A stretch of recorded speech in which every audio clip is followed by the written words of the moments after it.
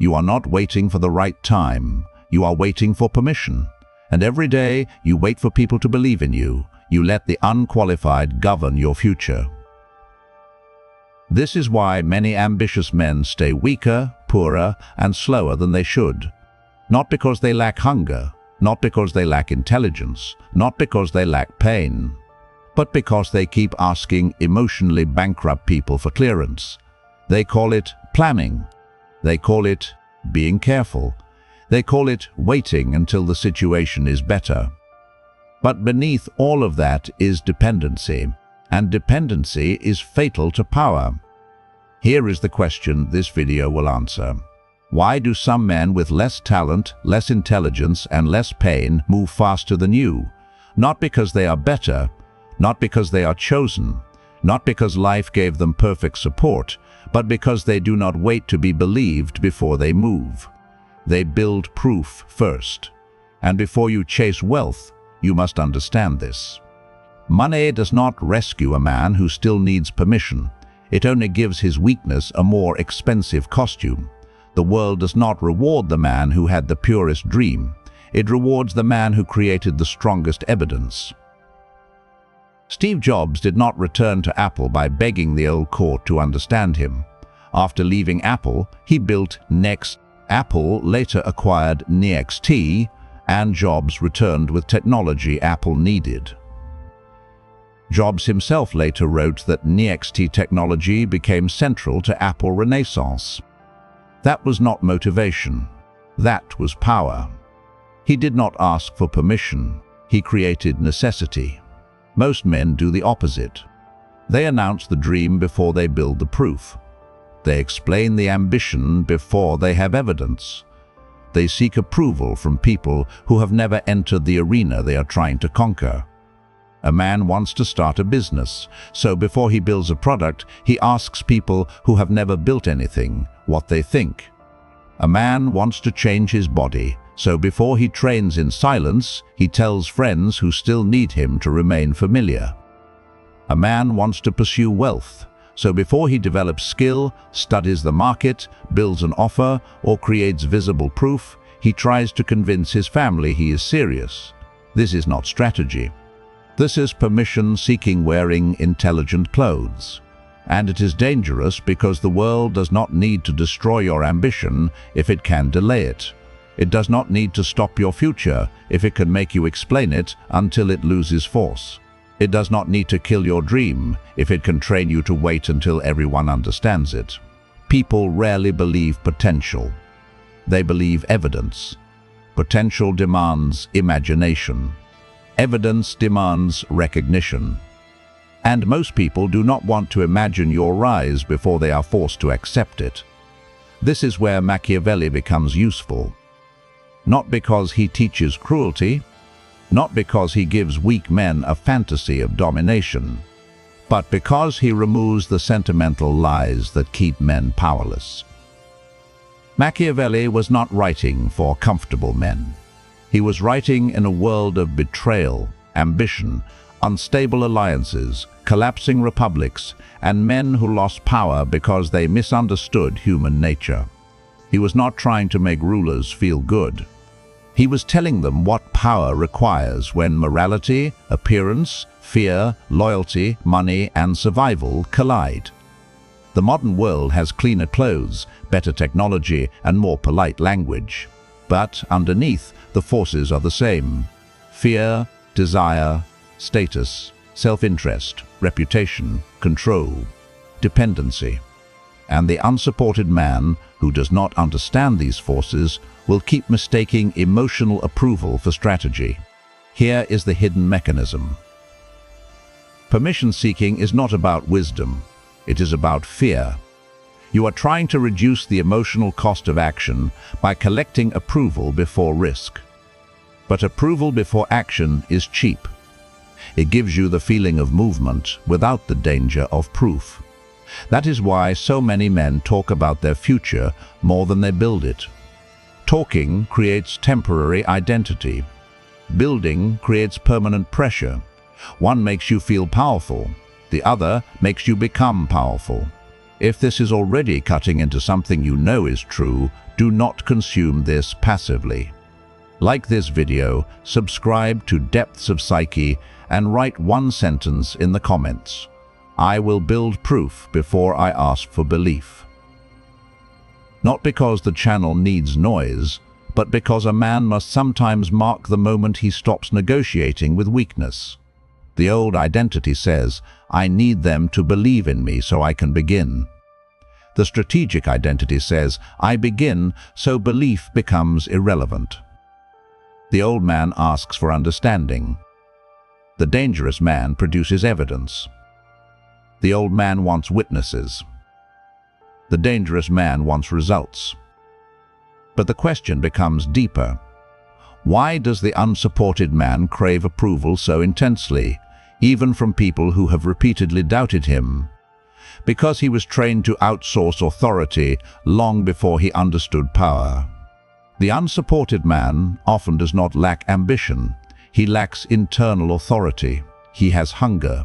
He has vision. He has pain. But somewhere along the way, he was trained to ask the room whether his future was allowed. Maybe he was doubted early. Maybe he was misunderstood often. Maybe every large desire was treated like arrogance. Maybe every risk was called stupidity. Maybe every attempt to rise was met with a joke, a warning, a silence, or a look that said, "Who do you think you are?" So he learned to scan the environment before moving. Will they approve? Will they laugh? Will they support this? Will they finally see me? That habit feels normal, but it is submission. The cost is not just emotional. It is strategic. A man who needs approval moves slowly. A man who moves slowly loses opportunity. A man who loses opportunity loses leverage. And a man without leverage eventually becomes dependent on people who never respected him in the first place. Machiavelli wrote in The Prince, "Men are ungrateful, fickle, false, cowardly, covetous." He was not saying every person is equally corrupt in every moment. He was warning rulers not to build power on sentimental fantasies about human nature. People are unstable under pressure. They approve when it costs them nothing. They withdraw when your rise disturbs their position. They encourage you when you are harmless. They question you when your ambition threatens the hierarchy they understand. This is where unsupported men become confused. They think if they love me, they should support me. But Machiavelli would ask a colder question. Does their love serve your rise, or does it protect their comfort? Because love and control often speak in the same voice. Be realistic. Do not risk too much. Why do you think you are different? Just be happy with what you have. Sometimes those words come from concern. Sometimes they come from fear. Sometimes they come from a desire to keep you understandable. And the unsupported man must learn the difference. A small environment often punishes large vision because large vision exposes small thinking. Your ambition becomes a mirror, and not everyone wants to see what they abandoned in themselves. Carol Dweck's work on growth mindset matters here because it emphasizes effort, strategy, persistence, and learning from setbacks instead of treating ability as fixed. For the unsupported man, this means identity cannot be borrowed from praise. It must be built through repeated proof. You do not become capable because people finally call you capable. You become capable because you act under pressure, collect evidence, adjust, repeat, and force your nervous system to learn that movement does not require applause. Approval feels like safety because rejection was once painful. But what protected you emotionally in the past may weaken you strategically in the future. As a boy, approval may have meant belonging. As a man, the need for approval can become a chain. This is why the old story must die. You are not abandoned, you are unowned. And if no one helped build you, no one gets to claim authority over your direction. If you are the kind of man who knows this is true, stop pretending that more content is progress. You already know the truth, but your problem is not information. Your problem is execution without permission. If you keep waiting for emotional clearance, you will lose years to people who never had the authority to command your future. Inside Patreon, you get deeper, unfiltered breakdowns on power, discipline, solitude, and strategic self-command, so you can turn private pain into visible proof. This is not for men who want comfort. It is for men who are ready to become difficult to control. The decision is yours. And once permission is exposed as a chain, the next question becomes unavoidable. What exactly happens to the man who keeps waiting? He loses more than time. He loses command over himself. Waiting is not neutral. Waiting trains weakness. Every time you delay action because someone has not approved you, you teach your nervous system that their belief outranks your command. At first it looks harmless. You delay one decision, then another. Then your identity adjusts. You no longer see yourself as a man who moves. You become a man who prepares to move, a man who thinks about moving, a man who explains why movement is not possible yet. And eventually, hesitation starts calling itself wisdom. This is how ambition dies without looking like failure. It does not always die in one dramatic collapse. It dies in small negotiations, one postponed action, one unnecessary explanation, one conversation with someone who was never qualified to judge the arena. One more night convincing yourself that when the timing is better, when the money is safer, when the family understands, when the friends stop laughing, then you will finally begin. But the man who waits for perfect emotional conditions will never enter real power, because power is not built when the room approves. Power is built when the room doubts you and you still move. The cost of waiting is severe. You lose speed, you lose confidence, you lose risk tolerance, you lose self-trust. You lose the ability to make decisions without emotional permission. And most dangerously, you lose proof. Without proof, the world sees only potential. And potential without proof is cheap. Machiavelli wrote, "Everyone sees what you appear to be, few experience what you really are." This is one of the most important lines for the modern, unsupported man. The world does not experience your inner hunger.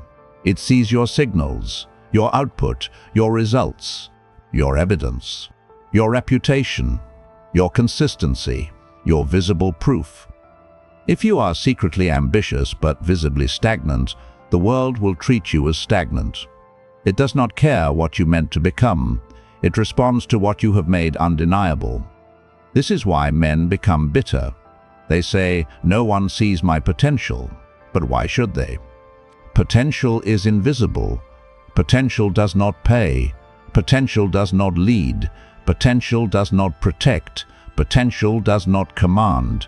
Potential is only respected after it has been converted into proof. The creator with 100 bad videos has more power than the man with one perfect idea in his head. The salesman who has faced rejection for months has more power than the man who keeps reading about confidence. The broke man who builds a skill every night has more power than the man who complains that no one gave him a network. Because action produces data. Data produces adjustment. Adjustment produces skill. Skill produces proof. Proof produces leverage. And leverage produces money, status, and freedom. This is the order. Break the order and you chase wealth as a dependent man. Follow the order and wealth becomes a consequence of command. Here is the colder truth. Waiting for permission is a form of reputation management. You are trying to avoid looking foolish before you have proof. But the beginning always looks foolish. The first attempt looks small. The first product looks rough. The first video gets ignored.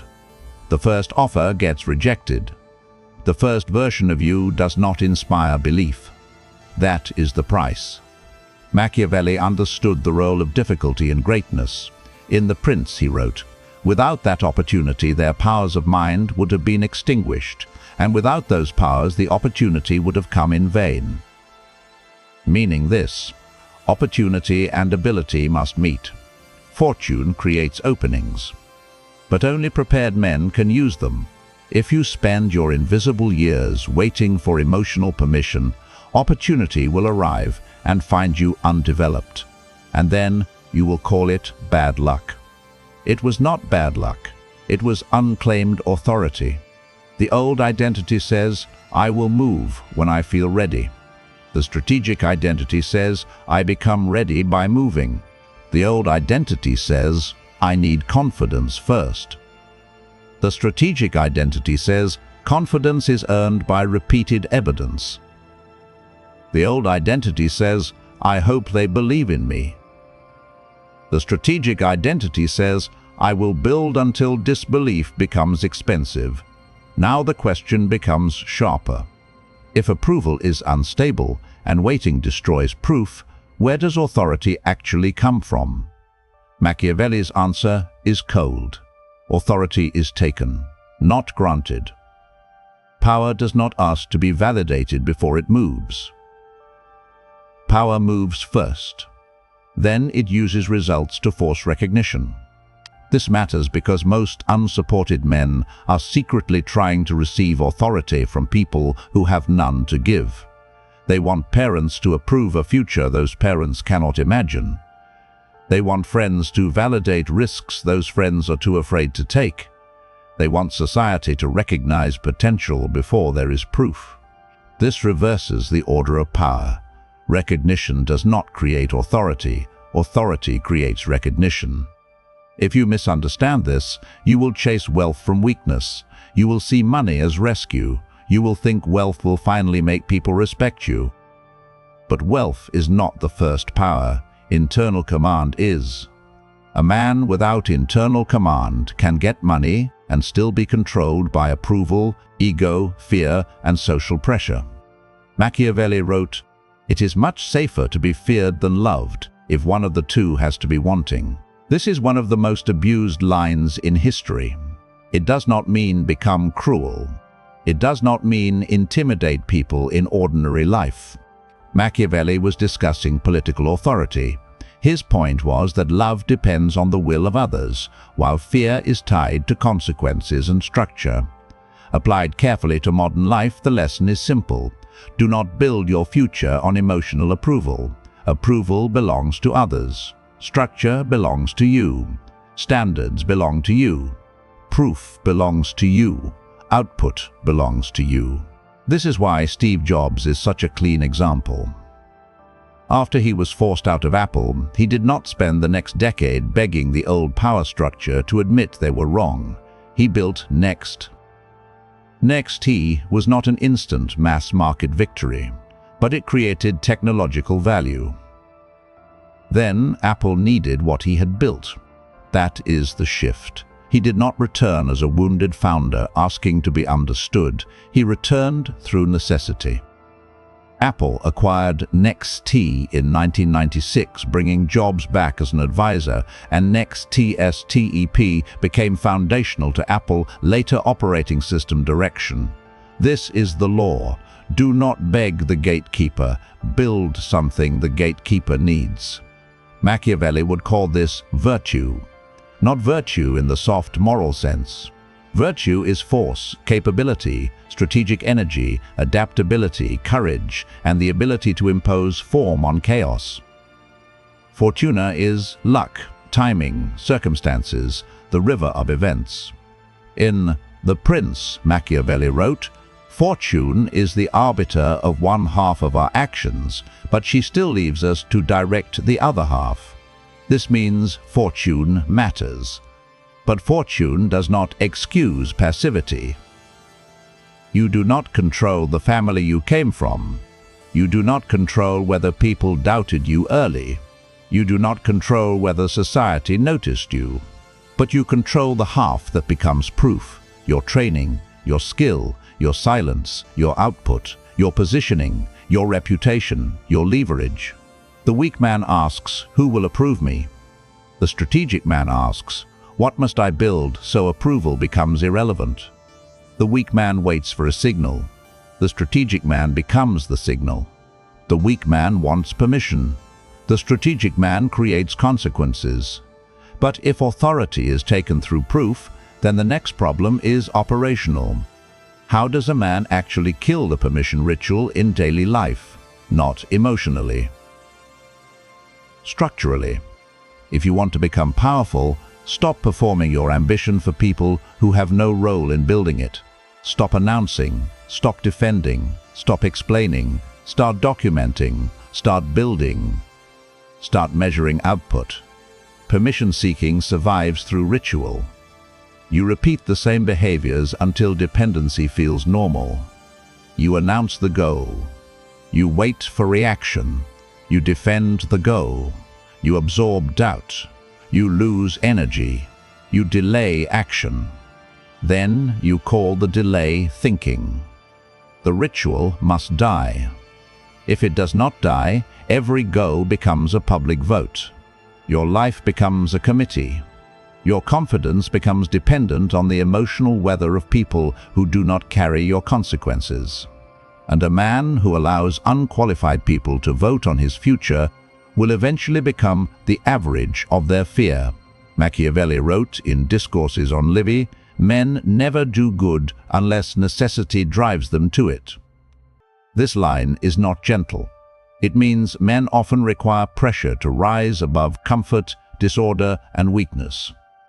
So create necessity. Do not wait until pain becomes unbearable.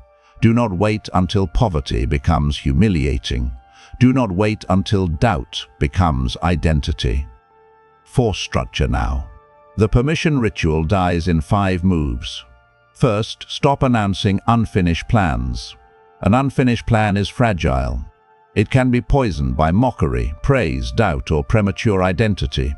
When you tell the wrong people too early, you give them access to something that has not yet become strong enough to survive their fear. Second, stop explaining your ambition to people who benefit from your hesitation. Not everyone deserves access to your inner map. Some people do not want to understand your direction. They want to reduce it into something familiar so they can feel safe around you again. Third, stop asking advice from people whose results you would not trade places with. Advice is not neutral. It carries the limitations of the advisor. A fearful man will call your courage reckless. A stagnant man will call your discipline obsession. A comfortable man will call your hunger unhealthy. A dependent man will call your independence arrogance. Fourth, start documenting evidence. Track hours. Track output. Track skills. Track revenue. Track mistakes. Track improvement. Memory is emotional. Documentation is strategic. When you rely on memory, you exaggerate pain and forget progress. When you document, you force reality onto the page. You stop asking, "How do I feel?" You start asking, "What did I produce?"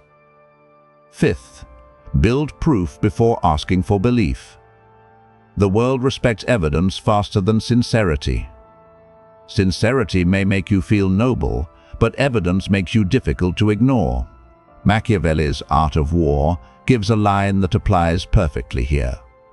Discipline in war counts more than fury. This is crucial. Anger is not enough. Pain is not enough. Being doubted is not enough. Feeling misunderstood is not enough. You need discipline. The unsupported man often has emotional fuel but no structure. That makes him dangerous for a week and useless for a year. Discipline turns pain into production. Production turns pain into proof. Proof turns pain into leverage. This is why the permission ritual must be replaced by a proof ritual. Every day ask yourself, what did I build? What did I measure? What did I improve? What evidence now exists that did not exist yesterday? The old identity says, I need to be understood. The strategic identity says, I need to be effective. The old identity says, I want support. The strategic identity says, I want leverage. The old identity says, they do not believe in me. The strategic identity says, they do not need to. I have work to do. But now comes the most dangerous illusion of all. Many men think wealth will free them from the need for permission. In reality, if they do not kill the need for permission first, they will carry it into wealth. And then money becomes another costume for weakness. Never chase wealth before you kill the need for permission, because wealth magnifies the man. It does not repair him. If you are approval hungry when broke, money will not make you sovereign. It will make you louder, more anxious, and easier to manipulate through status. Why do men chase money before authority? Because they think money will finally make them feel chosen. They imagine the car, the house, the watch, the numbers, the image. They imagine the people who doubted them finally being forced to respect them. But this is still permission seeking. It is just permission seeking with a luxury mask. The deeper question is not, how do I get rich? The deeper question is, what kind of man will handle power without becoming owned by applause? If you chase wealth while still needing approval, you will make bad decisions. You will buy status instead of leverage. You will choose appearance over position. You will spend to be seen before you build to be free. You will enter rooms you cannot afford emotionally. You will be manipulated by people who understand your hunger for recognition. And you will confuse being admired with being powerful. Machiavelli warned about appearance because politics is full of masks. In The Prince, he wrote, men in general judge more from appearances than from reality. And again, everyone sees what you appear to be. Few experience what you really are. This is not an invitation to become fake. It is a warning. People judge signals before substance. If you ignore appearance, you become invisible. If you worship appearance, you become hollow. The strategic man controls appearance without becoming enslaved by it. This is where wealth destroys weak men. They get a little money and immediately use it to heal old disrespect. They buy things to prove they are no longer invisible. They chase admiration from people who ignored them. They become loud because silence once felt like humiliation. But that is not wealth. That is unresolved permission. Hunger spending money. Real wealth is not the ability to impress. It is the ability to command options, to leave bad rooms, to refuse bad terms, to build without begging, to choose long-term position over short-term applause, to make decisions without needing everyone to understand them first. Machiavelli's realism teaches that power is not about looking good morally. It is about securing position. But there is a limitation here. Machiavelli wrote for rulers and states, not personal branding or entrepreneurship. So when we apply him to modern wealth, we must not distort him. The lesson is not, act like a tyrant. The lesson is this: do not confuse moral approval with strategic strength. Do not confuse being liked with being respected. Do not confuse money with command. Do not confuse attention with power. Wealth follows power. Power follows leverage. Leverage follows proof. Proof follows disciplined action. Disciplined action follows internal authority. So the first wealth skill is not sales, not investing, not networking, not branding. The first wealth skill is command over yourself when no one approves, because money requires decisions before applause. You choose a skill before anyone calls it smart. You build a portfolio before anyone cares. You post the first video before anyone watches. You make the first offer before anyone trusts you. You endure the first rejection before anyone respects you. This is why Carol Dweck's work on growth mindset returns here with force. Challenges and setbacks can produce learning when the person responds with strategy, persistence, and adjustment. Machiavelli would make it colder. A man who adapts survives. A man who needs approval before adapting becomes a servant of fortune. The old man chases wealth to finally feel approved. The strategic man builds wealth because he has already stopped asking. The old man wants money to prove he matters. The strategic man builds proof until money becomes a consequence. The old man wants applause. The strategic man wants options. The old man wants validation. The strategic man wants command. So what does this become as a complete operating system? It becomes a discipline of seeing. Seeing men as they are. Seeing power before comfort. Seeing reputation before intention. Seeing structure before emotion. Seeing proof before praise. Seeing fortune as real but not final. Machiavelli wrote, "A prince ought to have no other aim or thought, nor select anything else for his study than war and its rules and discipline." Again, he was writing about rulers.